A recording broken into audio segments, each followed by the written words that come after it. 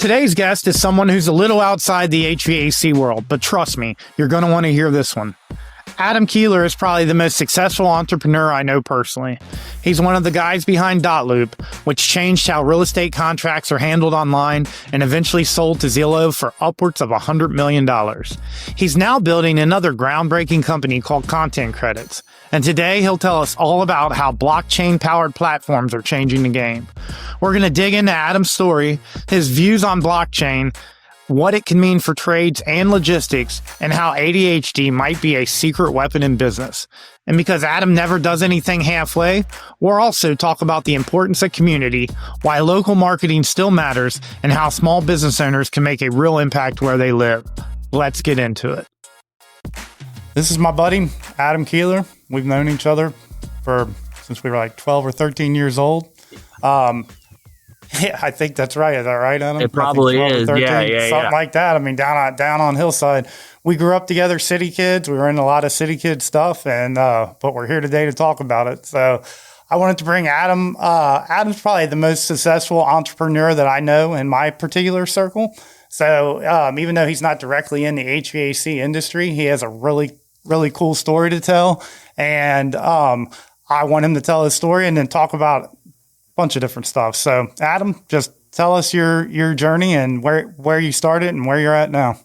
Yeah, I mean, like a lot of people grew up with in Cincinnati on the west side, grew up without a lot, went to school in Over the Rhine, which is currently on the news for some public attacks that unfortunately happened at 3 a.m. But we were no stranger to that kind of violence where we were growing up, Jeremy. And yeah, man, it was tough. And just like you, I just kind of got sick of being poor. I didn't have my dad around, and, we 4 of us living in a little 1-bedroom apartment. And at some point, you just got to decide, do I want to get caught up in all this nonsense, or do I want to do something with my life? So I left, went to college in Pittsburgh. They didn't like me there. I see you're wearing your Bengals jersey. Well, I had a big That's for you, buddy. Yeah, I had a big old Bengals helmet on the back of my car when I was living in Pittsburgh, and a red sticker, and it got broke into twice. They didn't like that.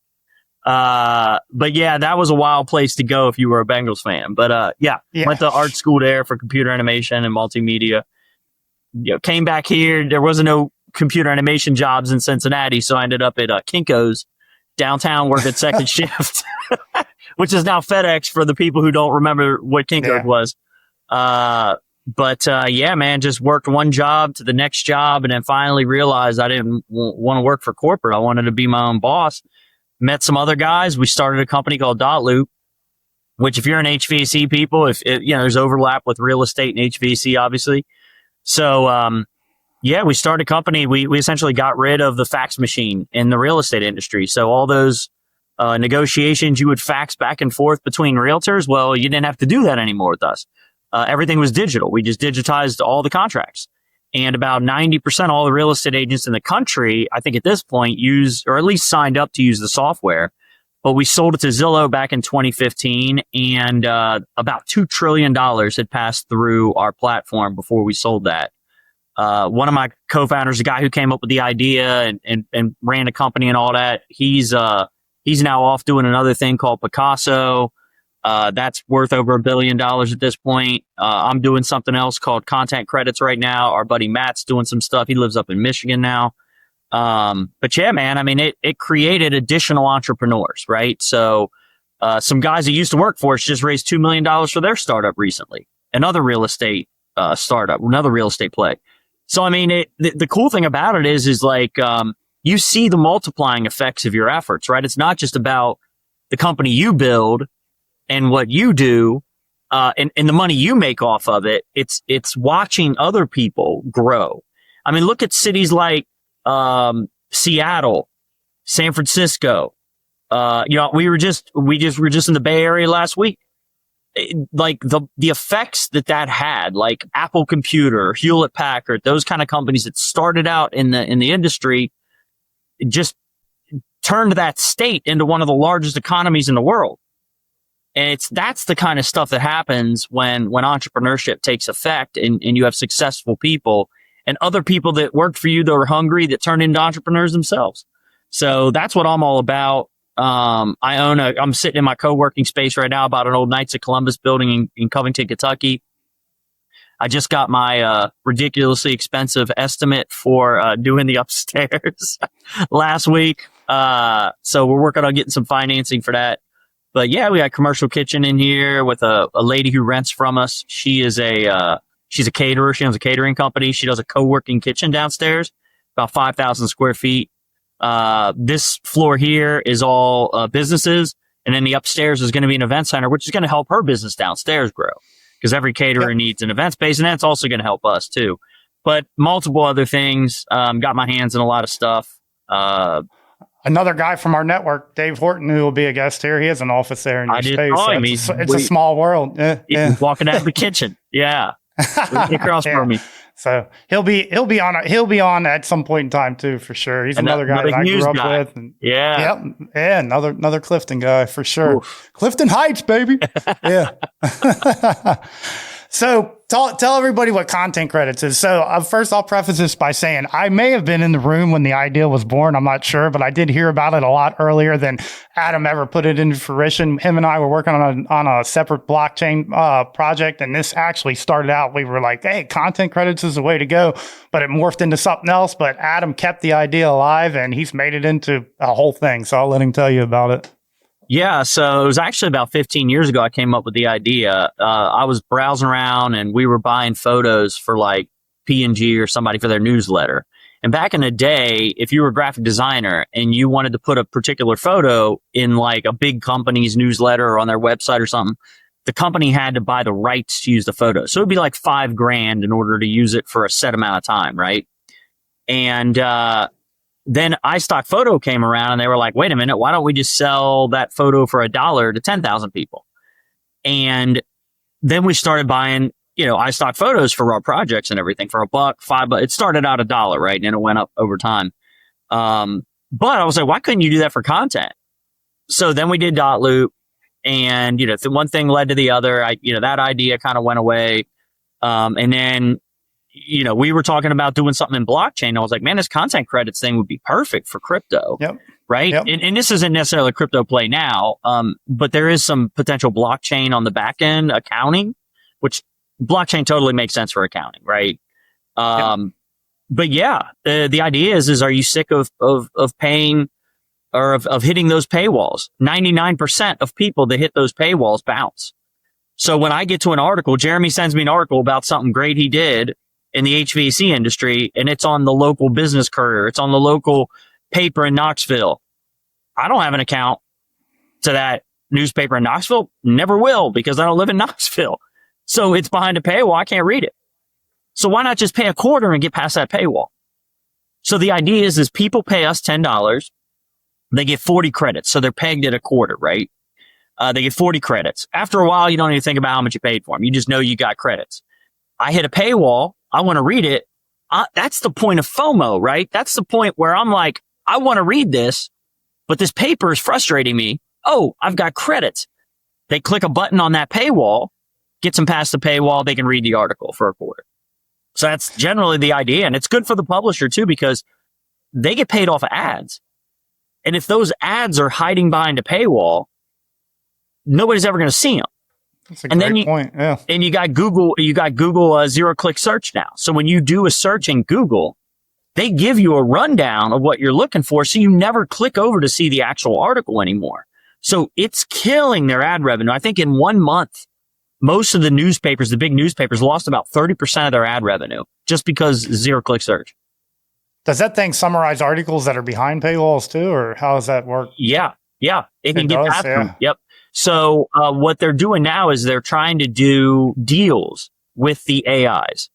So the newspapers like the Washington Post, I think, has like $1 million or $2 million deal a year with OpenAI, because OpenAI is going to just keep scraping their stuff. But the problem is you're going to lose more in ad revenue than that $1 million or $2 million deal you got. I mean, OpenAI is laughing all the way to the bank. So they have to find other streams of revenue. Donations aren't going to get it done. The ad revenue's drying up. And who the hell wants another subscription? People have subscription fatigue. And if I go to my Experian account to check my credit, it's going to say to me, hey, do you want us to look and see what subscriptions we can cancel for you? That's yeah. And what's the other one? Rocket Money. Rocket Money does the same thing. Yeah, There's several of them out there. So there's an entire industry now working against the subscription industry. And it's funny, we were pitching to some VCs up in near Detroit, and they said, this is our fault.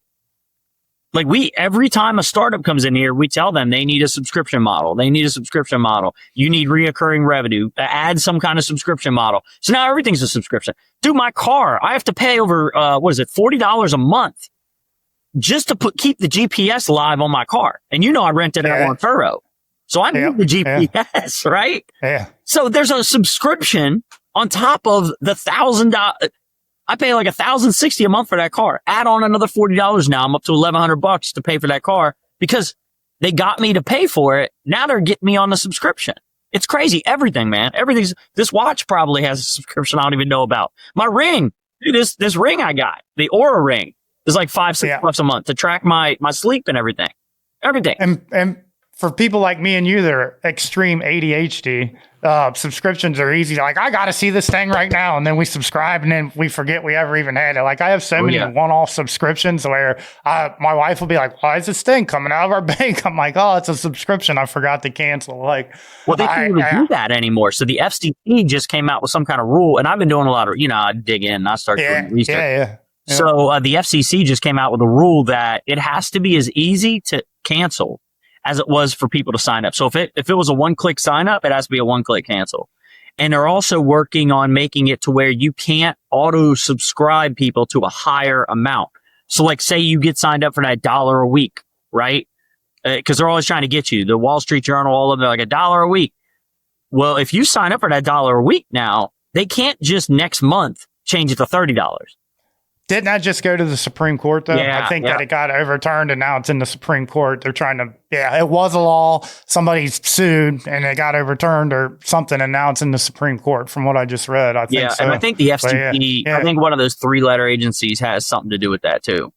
So, It's wild, man. There's a lot working against the industry. And then it's just people in general are sick of it, man. A lot of people just don't want to pay for content, period.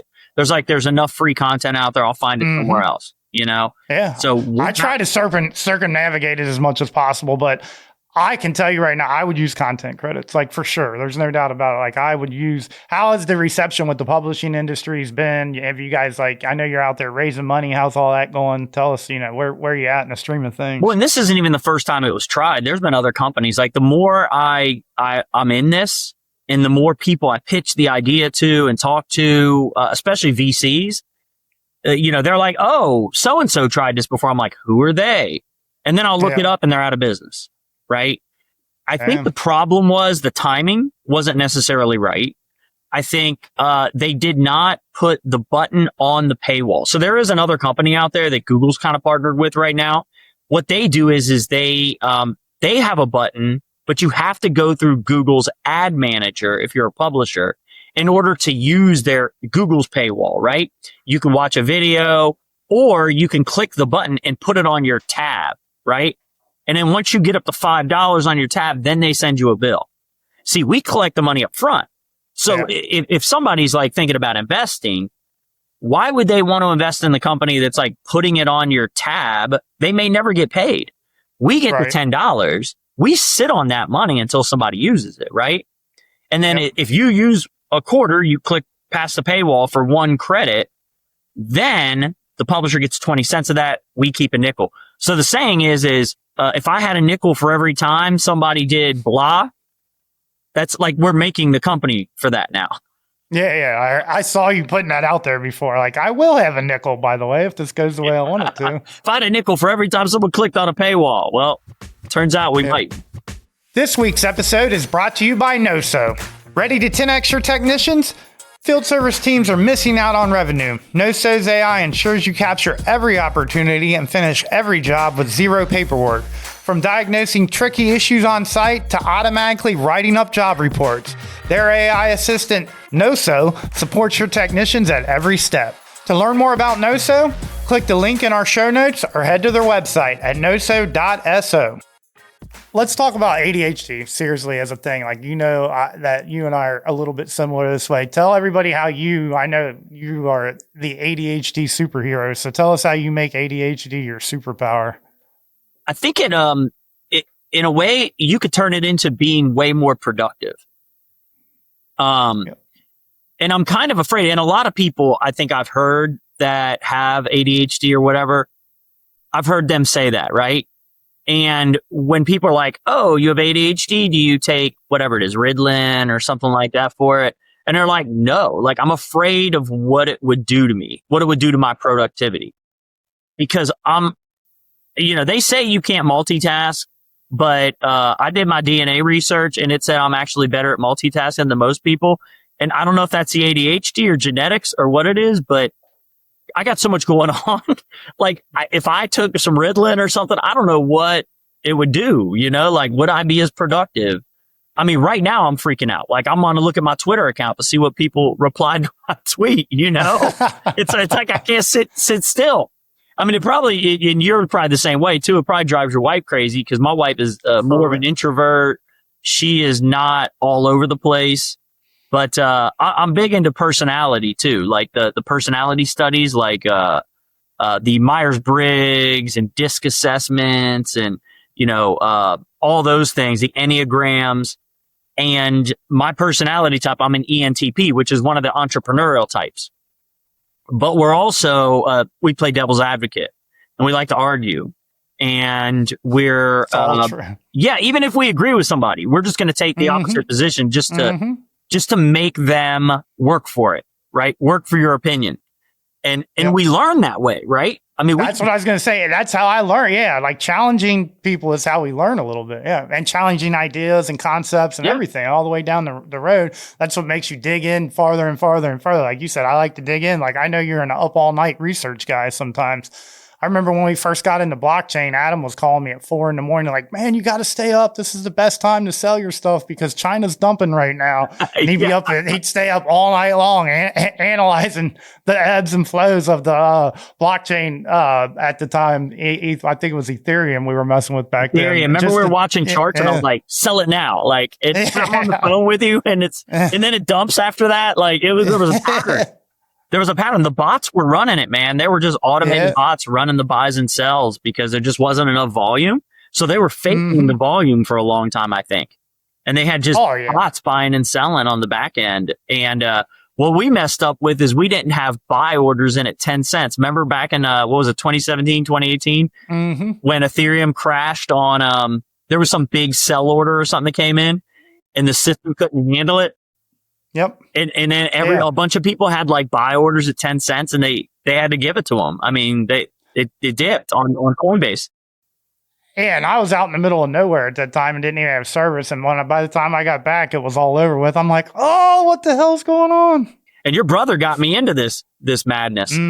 Like I didn't even, I don't even think I would have jumped in on my own because I probably would have done something else. And now I'm looking back, I'm like, man, was it even worth all that stress and the time and like everything else we spent I bought mining equipment and all that other kind of stuff, ended up only being able to use it for a little while because then it was outdated in a year and electric. Yeah, I think my miner's still sitting down at your shop somewhere.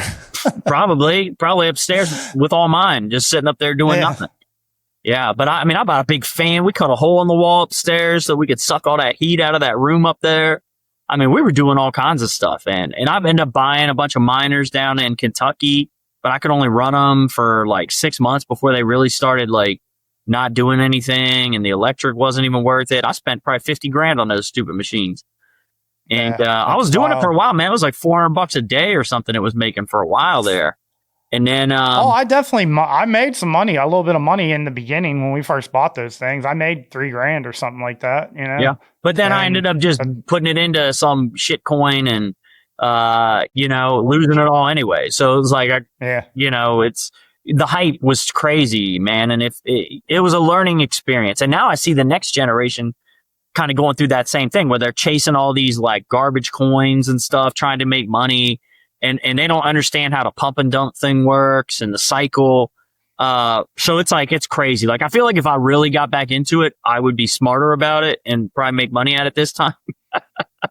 Outside the financial side of it, do you see a real use case for blockchain? Like, is there stuff being built out there that you're aware of? Like, man, yeah. dude, like in your industry. Yes. Yeah. And anything that has to do with housing, like even today, like the C-prop thing. I mean, it's still out there. Like we could still do it. I don't know what Luke's doing. He's out. He's apparently still working on the company. But I mean, if you think about it, home facts for your house. Yeah. Like Carfax, right? Well, there's guys out. I'm not sure if they're blockchain or not, but there's guys using AI. They have a thing called shovels, which can now, this is similar to what Luther and those guys were trying to do. I'm not sure. It may be C-prop, but the more advanced stages of C-prop that you were talking about, where they're able to actually scrape every building permit in the country and get usable data from the building permit for all the buildings being built right now. Wow. And have a full, like, for contractors that are out there looking for a very specific type of data points, you can literally take their API and program in your data points and scrape those data points off the building permits in the country. Well, we wanted it for everything. If you went to Home Depot and you bought a new dryer for your house, or you bought a new dishwasher or oven or refrigerator, or somebody came out to fix your HVAC, like all that stuff could be on the blockchain. It could all be immutable, right? If everybody was using the same system, and if you had an app and it was tied to your credit card, and every time you use that credit card and say Home Depot or Lowe's, it would ping you and say, "Hey, look, are you using this to put in your house?" And it would know what brand it is, right? Based on the receipt, right? What brand it is, what kind of warranty it has on it, how much you paid for it, when you bought it, like all that stuff could just be on the blockchain. And then if I was to buy the house, I would know, hey, there's 3 years left on this dishwasher. There's 5 years left on this, right? And it would help up the value because now I could compare houses. So I could say, man, this dude's dishwasher is 25 years old versus this guy who bought a dishwasher. It's 3 years old. And you can just go down the list of everything in the house, all the mechanicals, everything. When was the last time this house had its HVAC serviced? 10 years ago.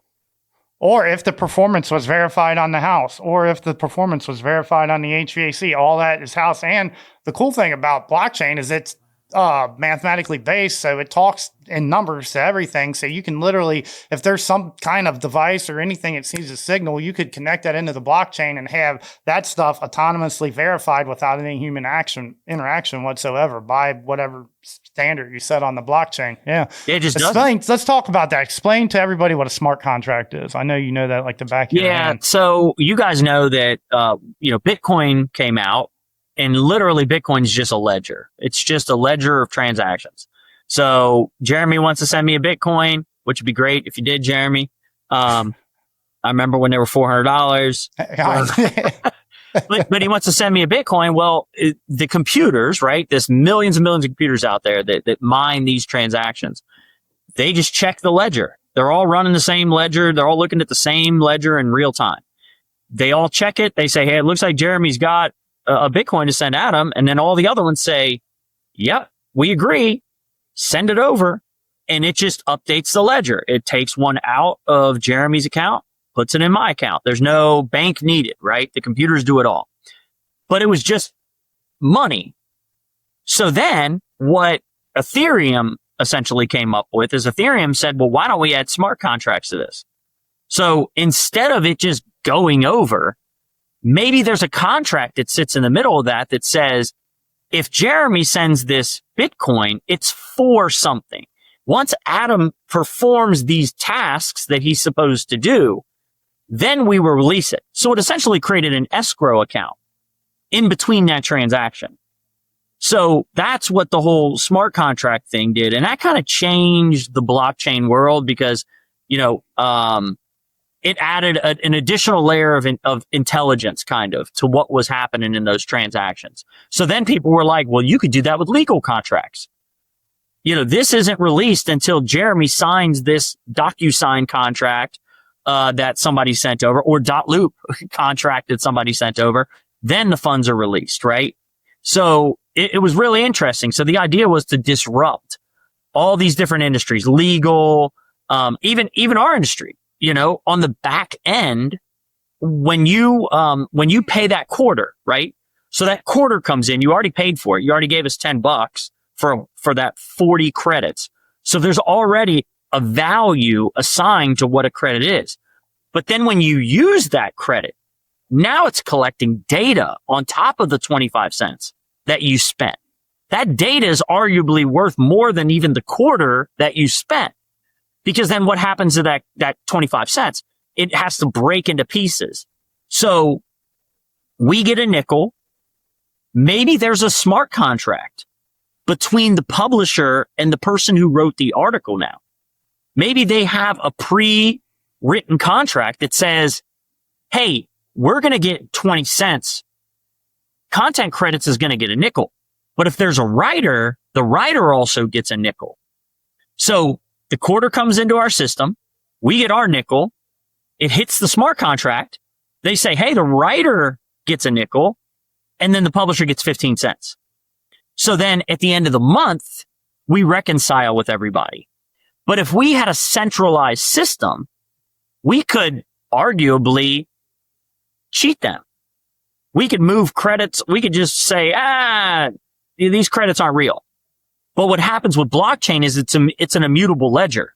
We're out of it altogether. It's the computers running the transactions now, right?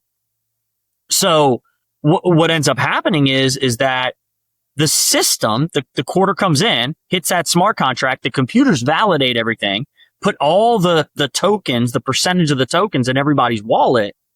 And then at the end of the month, we reconcile. So they can trust that system because it's the computers running the transactions, not us, if that makes sense.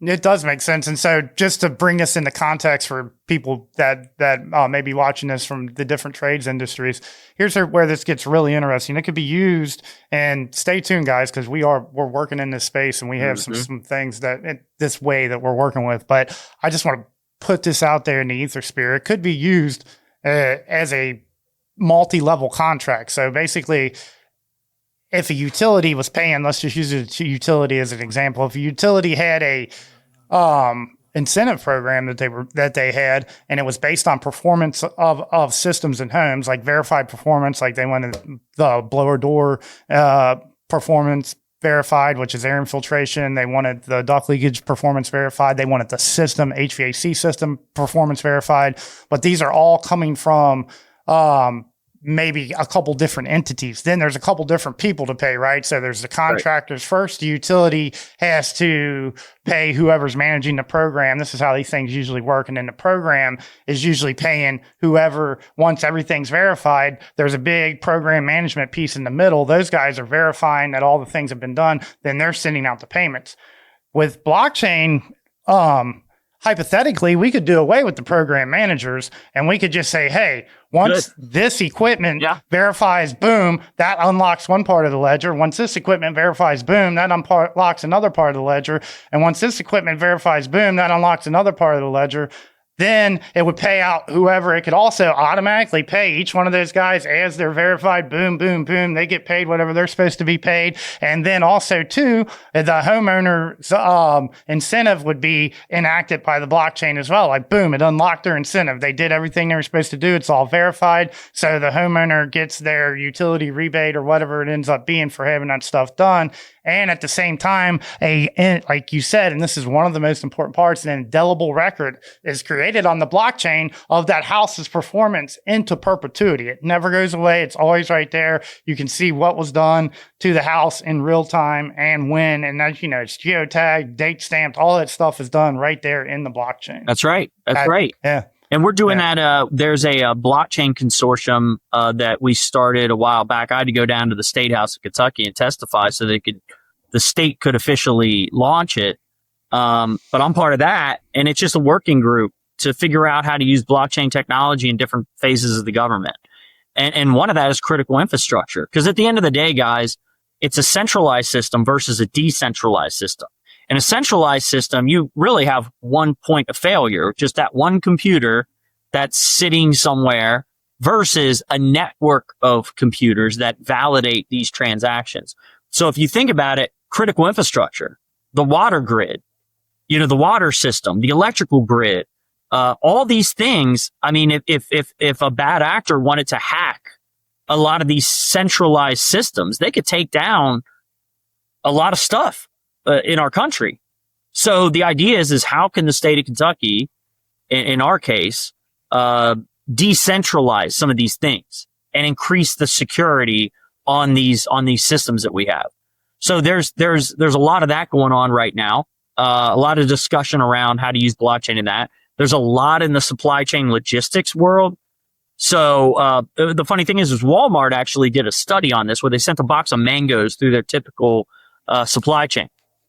And it took, they pretended something happened, right? And it took 2 days for the people in that supply chain, all the actors in that supply chain, to finally figure out what the problem was.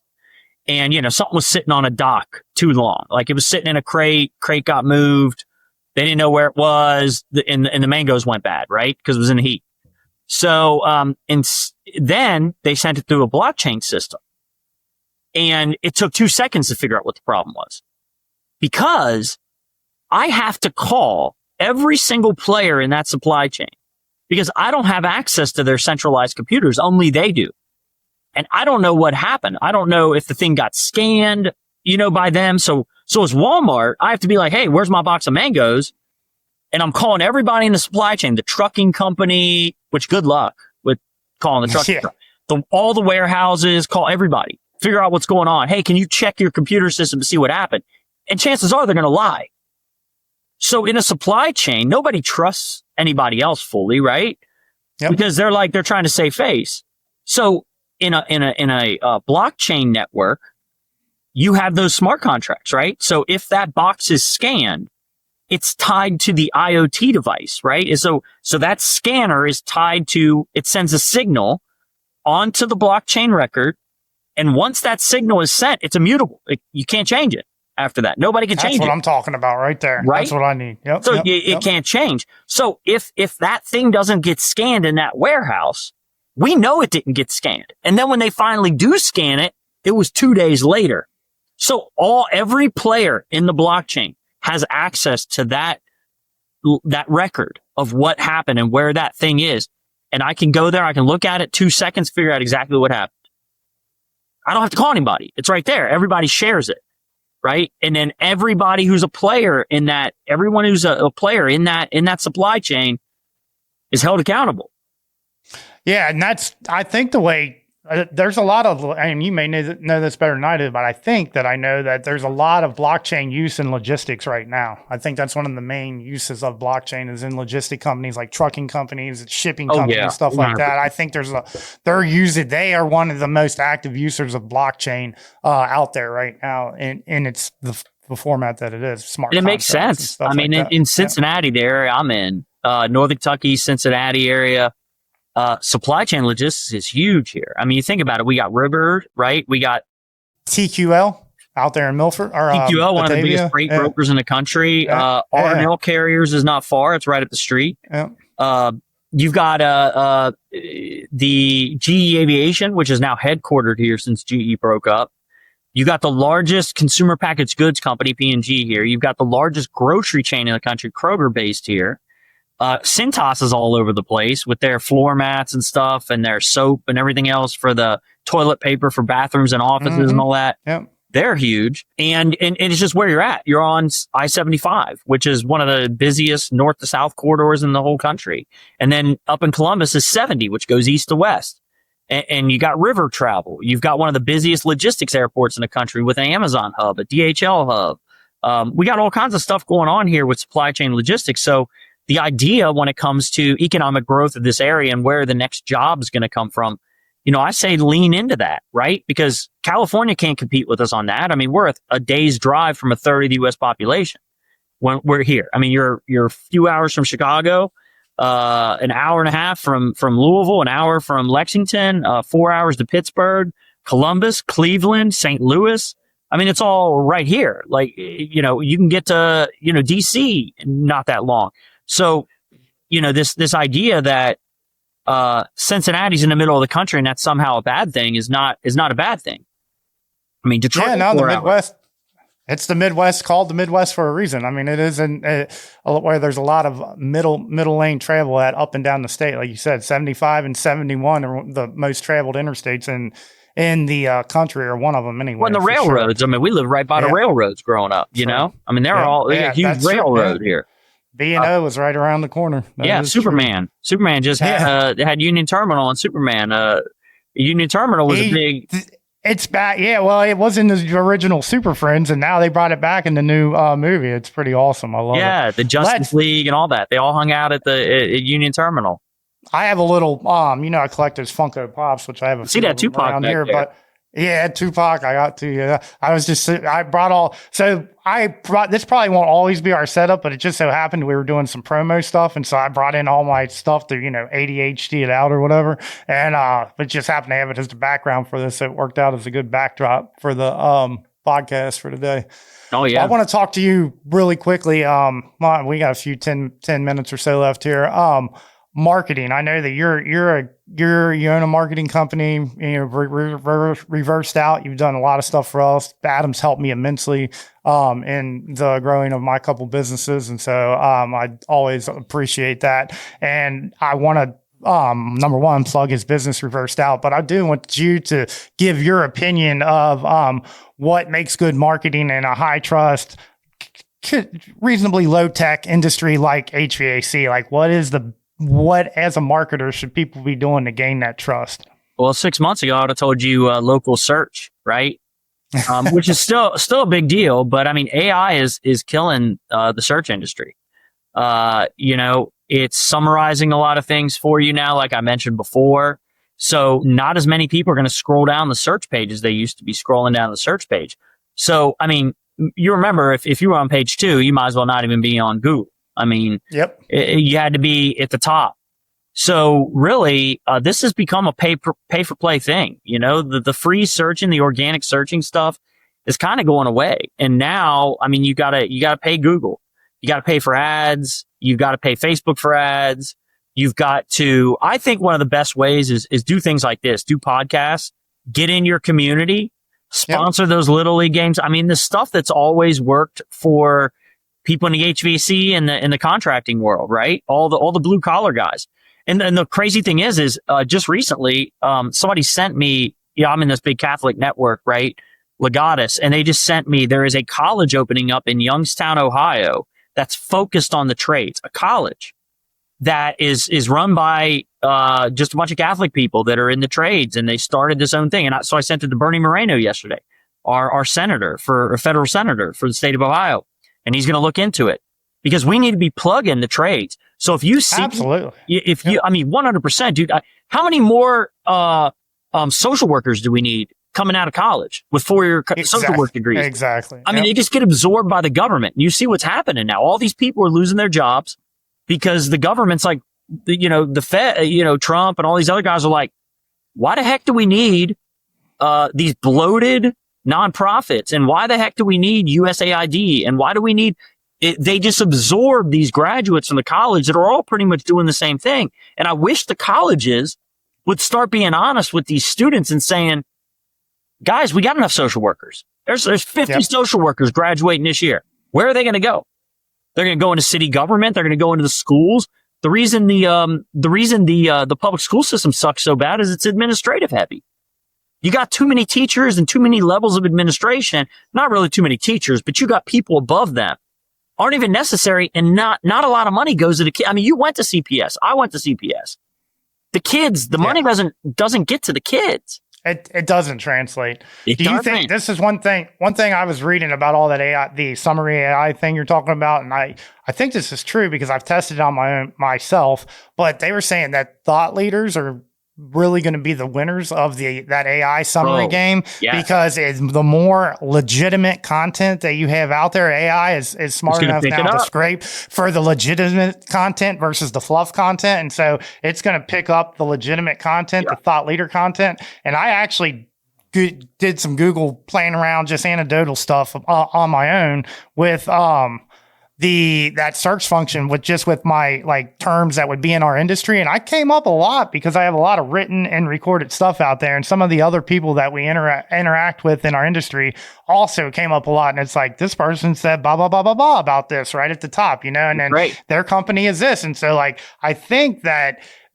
being more honest about our marketing and just really trying to be a thought leader and trying to provide good, solid educational value might be a good marketing technique. I mean, it always has been, but I think that it's a little, with the AI stuff, it may be a little bit better. It may beat out some of the fluff stuff, because before you had the guys who that's who we are, me, you, other people in my industry and your industry that are like, hey, we just want to talk about what's real and talk about, give you real information as a way of marketing ourselves, like give you real value as a way of marketing ourselves. A lot of times that got drowned out by the people who could just pump volume, pay for content ad, pay for, Google ads and all that. And I think that the paid ad stuff, like you were saying, is going to take a back burner to the people that can provide real value and leadership. Yeah, it always has. Yeah. But think about this too. Some of the most successful people in the industry, and I do stuff with Senko Tool all the time, right? Senko's based here in Cincinnati. A lot of your people probably know who Senko Tool is. Absolutely. I do work for some dentists in New York, and 2 different dentists in New York. They really hyper focus on their community, right? And, they sponsor things. They go to universities. These dentists, they go and they mentor some of the dental students and stuff is what they do, to get in the community. And then they talk about it on social media. I mean, a lot of your customers are on Facebook. They're on social media. The problem is if you put links and stuff on there, those are no follow links. So if they lead back to your website, you're not going to get any external Google links from that, because they're no follow. There are some ways to get do follow links. So if you were to do an interview about the heat wave that's going on in Cincinnati right now with Channel 9 or with WC, any of the local news things, and you are the expert in your area, and then they say, hey, Jeremy Begley from .com is here, and that's a link over to your stuff. That's a do follow link. So you want to get as much of that earned media as you possibly can. If you need to hire a PR person, but I don't think it's necessary. I mean, talk about the kids, the Knothole team that you sponsor on your Facebook. Be part of the community. People want to work with the people in their community that are actually giving back to their community. And you put that kind of stuff on social media, right? Start a YouTube channel showing people how to do basic things. Hey, did you know you need to be changing your air filter in your furnace every month? If you're not doing that, let me show you how to do it. And Jeremy, you could come to my building and show me everything there is to show me about this place. I'm not going to do it myself. Most people are like that, right? Even with their home stuff. Oh, I'm afraid to do it. I mean, how many times you hear that? I'm afraid to do it. I don't want to get in there and mess up something. Yep. We do it with websites. I build a website for somebody. I give them the information, the WordPress information to log in.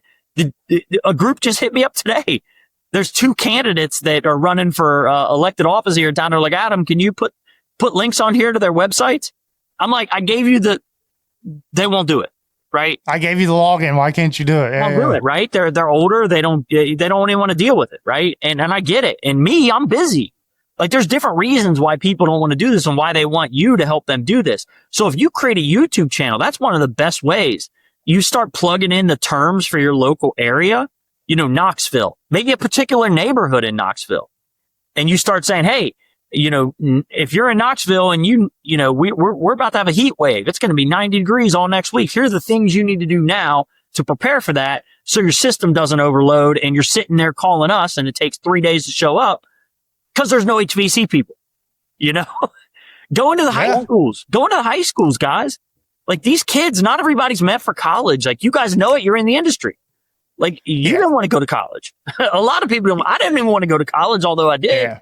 I didn't want to do that. Recruiting to the trades out of high school needs to get a lot more prevalent and a lot better. That's a topic that we definitely are going to dig into on this podcast, is trades and high school and all that stuff. That is a big topic. If you're in Broken Arrow, Oklahoma, and you don't have a trade organization in your city, or you don't have a group in your city that's reaching out to high schoolers, and you're an HVAC, well, go find a roofer, go find, guys in all the different trades and create your own group that goes out and speaks in the schools and talks to the kids before they graduate. Before they even start. That is a great idea. Go out and do it. The teachers are going to appreciate it, even though they think everybody should go to college. I think that's starting to go away. But you remember when we were kids, everybody had to go to college. Well, I think they're starting to wake up. Like you said, there's college is dime a dozen now. We need people in the trades. We're running out of time, but I got 5 quick hit questions I'm going to ask you. Maybe not all 5 of them, but number 1, most overrated tech buzzword. This is the lightning round. So just disrupt. Whatever comes. Disrupt. There you go. I'm disrupting this. I'm disrupting that. Are you though? What's your best $100 you ever spent on your business? Any of your businesses? Best $100 ever spent? $100? Yep. Oh man, that's a good question. You know what? Probably my speaker system I got in here. I like to sit when nobody's in the office, I'll just turn it up. But this Logitech system, I got this big subwoofer under my thing here. I think this was $89 or something for this whole entire system. And dude, I've had this for probably 15 years and it still sounds awesome. That's awesome. That's a great answer. If you build an HVAC startup, what would it look like? I would probably start out with some grassroots, getting out in the community, talking to people, probably partnering with other bigger firms as kind of an auxiliary for them. Hey, I know you guys get busy. You're bogged down with calls. Tom Recton was just out here yesterday up on our roof looking at our system, and they were saying, dude, you guys, this system's dirty. This is one of the problems you got up here. And so they were here yesterday. It took them 3 days to get here, man. We had fans going. I got a box fan sitting back here like I did when we were kids, and we had to go to the free store to go get a box fan. But dude, they're busy, that's man. How it is when you're in a heat wave. Yeah. Exactly. So where are you at? If you're not advertising, go to the bigger firms that need your help and offer them your assistance. Say, look, I'm certified. I do this and that. If you need help, I'll go out. Just cut me in. Yep. Sub me out. Okay. We're out of time. They're telling me I got to kick myself out of here. So, okay. Let's go ahead and end it with that. I appreciate you coming on, and I appreciate everything you've done for me over the years. And I think that blockchain, content credits, all that stuff has a big future in all these industries for sure. Yeah, for sure, man. All right, guys. Well, if you want to check us out, REVERSED, like you reversed a car. Reversedout.com is our ad agency. So if you want to hit us up, we can help you out with things, content, SEO, all that good stuff, keep you relevant, give you some ideas on what you could do. Happy to help. And content credits is just contentcredits.com. If you're in the Cincinnati, Northern Kentucky area, we've got a co-working space here, super affordable. Covworks.com, COVWORX.com. One thing I do you still have the starter packages on the website? That's one thing I think these guys should know about. Yeah, it's just $99 a month. $99 a month. And then what was the price for the website to throw a website up? Website's usually around $5,000. Yeah. Website's usually. Didn't you have something? Weren't you running like a? There was something. There's basic. If you don't want a super professionally done website, there's themes and stuff that we could do, and those are $2,500. There you go, $2,500, $99 a month, get you in the game, guys. If you want to go talk to Adam. All right, man. Yep. I appreciate it. I'll see you soon, man. Hey, everybody. Thanks for stopping by. If you'd like to learn more about the podcast or HVAC 2-Home Performance and any of our services, be sure to check us out on our website at HVAC2homeperformance.com. Also, be sure to subscribe to our YouTube channel at HVAC2HP and find us on Spotify and Apple. While you're at it, leave us a review. The HVAC ADHD podcast is produced and edited by the team at Palm Tree Pod Co. Anthony Palmer is the executive producer. Bo Patton is our technical director. Nolan Gray is our audio engineer, and Caitlin Krings is the head of digital. The content for this episode is created by me. Hoo-day, go Bengals!